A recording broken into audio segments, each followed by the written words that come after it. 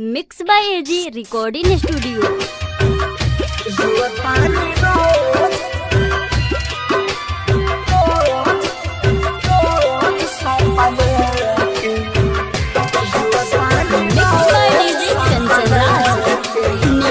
जोशीमा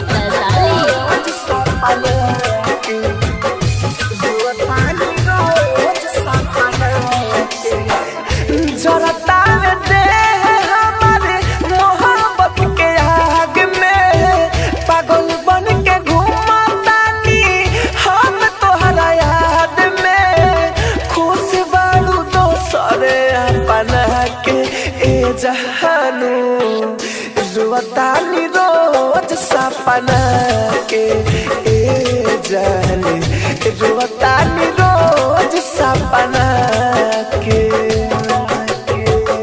चलता दे हमारे मोहब्बत के आग में पागल बन के घूमतानी अब तोहरा याद में खुश बारू दोसर अपना के ए जहानी रुआतानी रोज सपना के ए जाने रुआतानी रोज सपना के। Mix by AG recording studio. Mix by DJ Kanchan Raj जोशीमा वैशाली।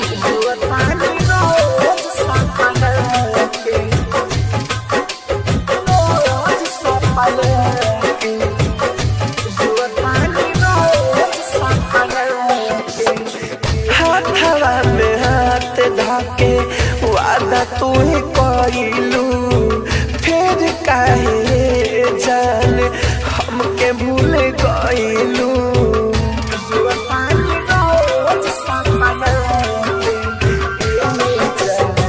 हाथवा में हाथ धाके वादा तू कइलू फिर काहे जान हमके भूल गइलू।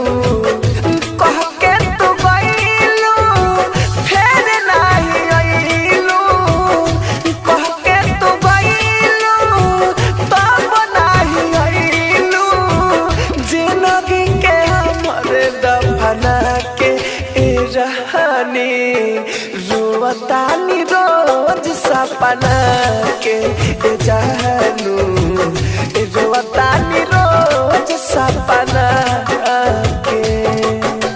आप सुन रहे हैं एजी एंटरटेनमेंट की धमाकेदार प्रस्तुति। Mix by DJ Kanchan Raj जोशीमा वैशाली।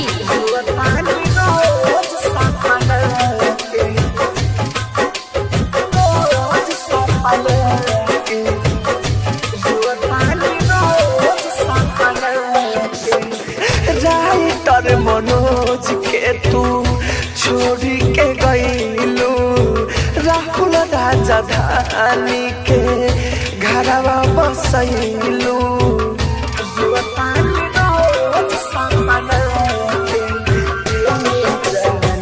राइटर मनोज के तू छोड़ी के गइलू राहुल राजधानी के घरवा बसैलू।